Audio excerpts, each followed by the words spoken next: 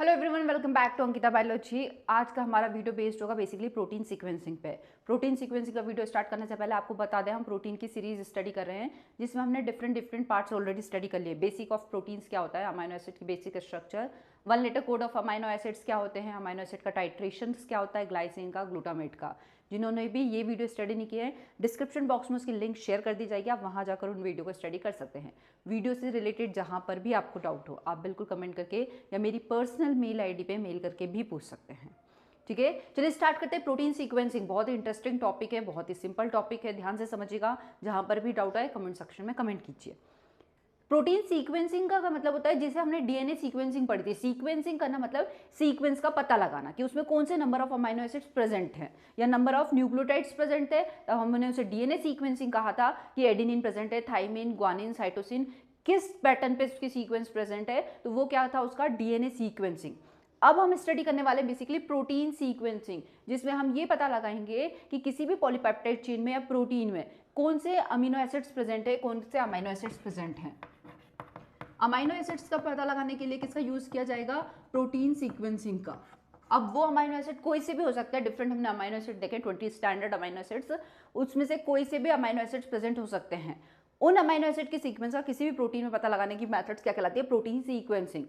Amino acid या peptides में दो टर्मिनल्स होते हैं, उसका एक एन टर्मिनल होता है और दूसरा टर्मिनल होता है सी टर्मिनल, और इसके बीच में क्या होता है, आपके नंबर ऑफ पॉलीपेप्टाइड्स जुड़े होते हैं पेप्टाइड बॉन्ड के through. Number of amino acids present होते हैं जो पेप्टाइड बॉन्ड्स के थ्रू जुड़े होते हैं। प्रोटीन सीक्वेंसिंग के जो मेथड्स हम पढ़ने वाले हैं आज, सेंगर्स मेथड, दो मोस्ट कॉमन मेथड्स और बहुत इंपॉर्टेंट मेथड्स, सेंगर्स मेथड और एडमंड्स मेथड। एडमंड्स मेथड हम हमारे आने वाले वीडियोस में पढ़ेंगे, आज हम स्टडी करने वाले हैं सेंगर्स मेथड। प्रोटीन सीक्वेंसिंग की जो मेथड्स होती है, फर्स्ट जिसको हम स्टडी करने वाले हैं वो है सेंगर्स मेथड। सेंगर्स मेथड है, मतलब हम समझ सकते हैं सेंगर नाम के साइंटिस्ट ने इस मेथड को दिया था, सेंगर्स मेथड।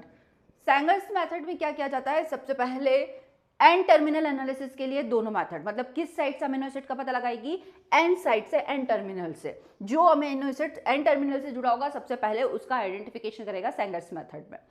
सेंगर्स मेथड को केमिकल डिग्रेडेशन मेथड भी कहा जाता है, क्योंकि इसमें केमिकल्स का यूज किया जाता है।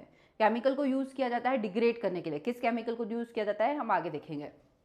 सबसे फर्स्ट क्या होता है, जो रिएजेंट्स यूज किया जाता है वो होता है बेसिकली 1-फ्लोरो-2,4-डाइनाइट्रोबेंजीन।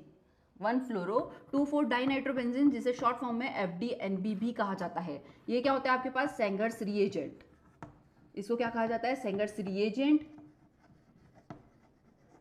जो क्या होगा, 1-फ्लोरो-2,4-डाइनाइट्रोबेंजीन। फर्स्ट पोजीशन पे फ्लोराइड ग्रुप, सेकंड नाइट्रोइड NO2, और लास्ट फोर्थ पोजीशन पे भी क्या होगा, NO2 ग्रुप प्रेजेंट होगा। 1-फ्लोरो-2,4-डाइनाइट्रोबेंजीन को जब किसी पॉलीपेप्टाइड के साथ रिएक्ट किया जाता है, पॉलीपेप्टाइड के साथ, सपोज फर्स्ट हम इसका अमीनो ग्रुप NHCO, और अब क्या हो गई इसकी पॉलीपेप्टाइड चेन। CONH लिंकेज से डिफरेंट अमाइनो एसिड जुड़ सकते हैं, A2 amino acid, A3 amino acid, A4 amino acid, ऐसे ही नंबर ऑफ पॉलीपेप्टाइड चेन्स में अमाइनो एसिड प्रेजेंट होंगे। ये वाला एंड क्या होता है इसका, NH2 एंड।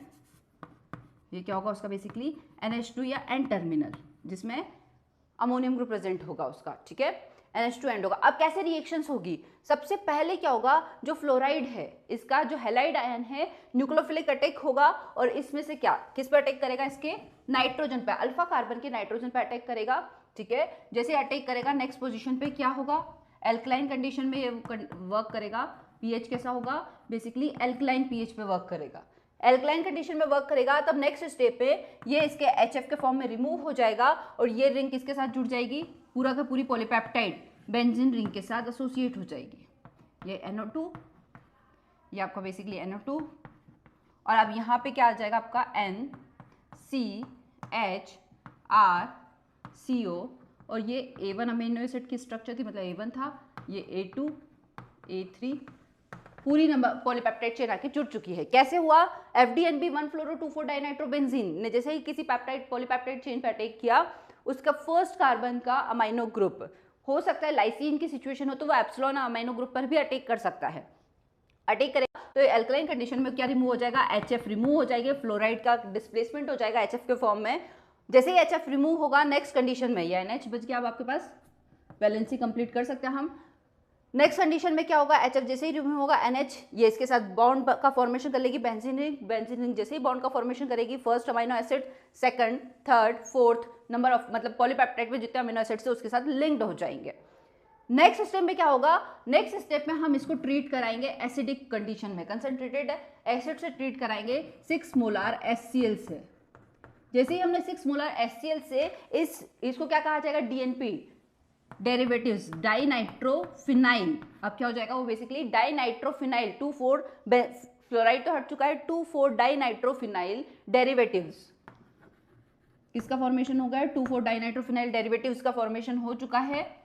अब जब इस डेरिवेटिव्स को 6 मोलार HCl के साथ ट्रीट करेंगे, जैसे ही 6 मोलार HCl के साथ ट्रीट किया जाता है, जितने भी पेप्टाइड बॉन्ड्स प्रेजेंट थे अमाइनो एसिड्स के बीच में, वो सारे पेप्टाइड बॉन्ड क्या कर देता है, ये तोड़ देता है, क्लीव कर देता है। क्लीव कर देगा तो फर्स्ट डेरिवेटिव्स तो हमें ये मिल जाएगा जो FDNB से अटैच था अमाइनो एसिड, और नेक्स्ट स्टेप में आपके पास सारे जितने A2, A3, A4, A5, और फर्स्ट क्या होगा, FDNB अटैच से जो अटैच आपका अमाइनो एसिड था वो लेबल्ड, मतलब लेबल्ड अमाइनो एसिड जो 1 फ्लोरो तो हट जाएगा, DNP डेरिवेटिव्स जो होता है 2,4 डाइनाइट्रोफिनाइल का जो अटैच था DNP डेरिवेटिव्स वो मिल गया, और लास्ट जितने भी अमाइनो एसिड्स थे वो, क्योंकि 6 मोलार HCl को ये नहीं पता था कि पर्टिकुलर इसी लेबल्ड अमाइनो एसिड्स को आपको ब्रेक करना है, पेप्टाइड बॉन्ड को ब्रेक करना है, उसने अमाइनो एसिड्स के बीच में जितने भी पेप्टाइड बॉन्ड्स थे उन सबको ब्रेक कर दिया तो नंबर ऑफ अमाइनो एसिड्स मिल गए, और एक DNP से अटैच्ड जो अमाइनो एसिड्स था लेबल्ड था वो मिल गया हमें। अब सेंगर्स रिएजेंट्स में आपने देखा जैसे अमाइनो एसिड मिल जाएंगे, नेक्स्ट स्टेप क्या होगी, सेपरेट कर लेंगे इसको, सेपरेशन के बाद लास्ट स्टेप क्या होगी इसकी, क्रोमेटोग्राफी। लास्ट स्टेप क्या होगी इसकी, क्रोमेटोग्राफी के थ्रू हम ये पता लगा लेंगे कि कौन सा। अब क्या आप क्रोमेटोग्राफी के थ्रू इसमें अमाइनो एसिड्स का पता लगा सकते हो कि कौन कौन सा अमाइनो एसिड्स प्रेजेंट थे, नहीं लगा सकते हैं। इसके थ्रू केवल आप एन टर्मिनल से एसोसिएटेड अमाइनो एसिड जो फर्स्ट अमाइनो एसिड है केवल उसका ही पता लगा सकते हो। क्यों, क्योंकि वही लेबल्ड अलग मिलेगा हमें अमाइनो एसिड, बाकी सारे तो अनलेबल्ड थे, कौन सा अमाइनो एसिड से आपको नहीं पता। तो सेंगर्स मेथड का सबसे बड़ा ड्रॉबैक ये है क्योंकि इसमें जब 6 मोलर HCl से ट्रीट किया जाता है तो केवल वो पर्टिकुलर लेबल्ड अमाइनो एसिड के पेप्टाइड को ब्रेक नहीं करता, जितने भी पेप्टाइड बॉन्ड्स प्रेजेंट है उन सबको ब्रेक कर देता है, जिसके कारण क्रोमेटोग्राफी के थ्रू भी आप ये नहीं पता लगा सकते कि पर्टिकुलर कौन सा अमाइनो एसिड प्रेजेंट है। ये सबसे बड़ा ड्रॉबैक है सेंगर्स मेथड्स का। इसी को ओवरकम्स किया था एडमंड्स डिग्रेडेशन मेथड के थ्रू। हम देखेंगे कि कैसे उसमें सीक्वेंशियल साइक्लाइजेशन इन्वॉल्व होता है, एक एक सीक्वेंस में अमीनो एसिड को लेबल्ड किया जाता है, उसे रिमूव किया जाता है, उसका क्रोमेटोग्राफी, सेकंड अमीनो एसिड को लेबल्ड, उसकी क्रोमेटोग्राफी, सेपरेशन होता है। यहाँ सबसे बड़ी प्रॉब्लम थी कि जैसे लेबलिंग तो हो गई थी, 6 मोलर HCl ने जितने भी पेप्टाइड बॉन्ड्स थे सबको क्लीव कर दिया तो क्रोमेटोग्राफी ये सेपरेट ही नहीं कर पाया कि कौन सा अमीनो एसिड प्रेजेंट है। ठीक है, तो ये थी बेसिकली आपको सेंगर्स मेथड्स में FDNB के अलावा भी कुछ रिएजेंट्स यूज किए जाते हैं, ध्यान से समझिएगा, डेंसिल क्लोराइड और डैप्सिल क्लोराइड्स। सेंगर्स मेथड्स में कौन कौन से रिएजेंट्स यूज किए जाते हैं, डेंसिल क्लोराइड और डैप्सिल क्लोराइड। कुछ क्वेश्चंस पूछ लिए जाते हैं कि सेंगर्स मेथड में क्या साइक्लाइजेशन होता है, नहीं होता। यदि साइक्लाइजेशन होता है तो सीक्वेंस में रिमूव करता, बिल्कुल वो तो इजी स्टेप है। FDNB से रिएक्ट कराएंगे पॉलीपेप्टाइड को, फर्स्ट अमीनो एसिड लेबल्ड होगा, कंसंट्रेटेड एसिड से ट्रीट कराएंगे जिससे सारे पेप्टाइड बॉन्ड्स ब्रेक हो जाएंगे, सेपरेट करेंगे, देन फिर क्रोमेटोग्राफी। और कौन कौन से रिएजेंट्स सेंगर्स मेथड में यूज किए जाते हैं, ध्यान से समझिएगा। डेंसिल क्लोराइड ये रिएजेंट्स भी यूज किया जाता है, और डैप्सिल क्लोराइड, डेंसिल और डैप्सिल क्लोराइड्स जो रिएजेंट्स है ये भी जनरली सेंगर्स मेथड में यूज किए जाते हैं। स्ट्रक्चर्स कैसी बनेगी देख लेते हैं। डेंसिल क्लोराइड की स्ट्रक्चर जनरली नहीं पूछी जाती, लेकिन हमें बेसिक स्ट्रक्चर्स पता होनी चाहिए क्या होगी। डेंसिल क्लोराइड की स्ट्रक्चर, ये इसके नाइट्रोजन एसोसिएटेड, बहुत ही सिंपल स्ट्रक्चर है, एसोसिएटेड नाइट्रोजन, यहाँ से मिथाइल ग्रुप अटैच होता है CH3, ठीक है, मिथाइल ग्रुप अटैच होगा। सेकंड पोजीशन पे ये SO2Cl, ये क्या हो गया आपका डेंसिल क्लोराइड। डेंसिल क्लोराइड में जैसे ही अब आप इसके किसी पॉलीपेप्टाइड से रिएक्ट कराओगे, फर्स्ट रिएक्शन देख लेते हैं डेंसिल क्लोराइड की भी, कि यदि आप किसी पॉलीपेप्टाइड से रिएक्ट कराओगे तो पॉलीपेप्टाइड का ये NH2 वाला पार्ट, ठीक है, किसी भी पॉलीपेप्टाइड का ये फर्स्ट अमीनो कार्बन का बात कर रहे हैं CHR, और ये इसका बेसिकली COOH जो CONH लिंकेज के थ्रू, अब ये A2 नंबर ऑफ पॉलीपेप्टाइड्स आ जाएंगे, फर्स्ट आपका अमीनो एसिड्स है पॉलीपेप्टाइड चेन का। ये किसके साथ रिएक्ट करेगा, वही हैलाइड ग्रुप है, किसका डिस्प्लेसमेंट हो जाएगा, हैलाइड ग्रुप इसके H के साथ रिमूव होगा, HCl के फॉर्म में क्या हो जाएगा, HCl के फॉर्म में रिमूव हो जाएगा। जैसे ही HCl के फॉर्म में रिमूव हुआ, स्ट्रक्चर क्या एज इट इज जो पॉलीपेप्टाइड चेन है वो यहाँ आके जुड़ जाएगी। नेक्स्ट स्टेप में CONCH3 CH3 ये SO2 अब जैसे कि पूरी की पूरी स्ट्रक्चर्स कैसी हो गई, आपके HCl रिमूव हो चुका है, यहाँ से क्या आ गया आपका NHCHR एज इट इज पूरी की पूरी नंबर ऑफ पॉलीपेप्टाइड की चेन। तो ये किसके स्ट्रक्चर्स थी आपकी, बेसिकली जब डेंसिल क्लोराइड के साथ आपकी डेंसिल क्लोराइड के स्ट्रक्चर्स पे पूछ नहीं जाते हैं। जनरली आपको ये ध्यान रखना है कि सेंगर्स रिएजेंट्स में कौन कौन से रिएजेंट्स यूज किए जाते हैं, FDNB 1-fluoro-2,4 डाइनाइट्रोबेंजिल, डेंसिल क्लोराइड और डेप्सिल क्लोराइड। डेप्सिल क्लोराइड के स्ट्रक्चर्स भी बहुत सिंपल है। किसकी बात कर रहे हैं हम, बेसिकली डेप्सिल क्लोराइड की।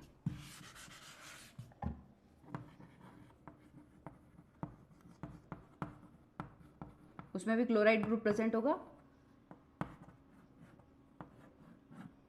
N डबल बॉन्ड N, ये है बेसिकली डेप्सिल क्लोराइड के स्ट्रक्चर्स। स्ट्रक्चर से रिलेटेड कोई क्वेश्चन नहीं पूछे जाते हैं, हमें कंफ्यूज नहीं होना है।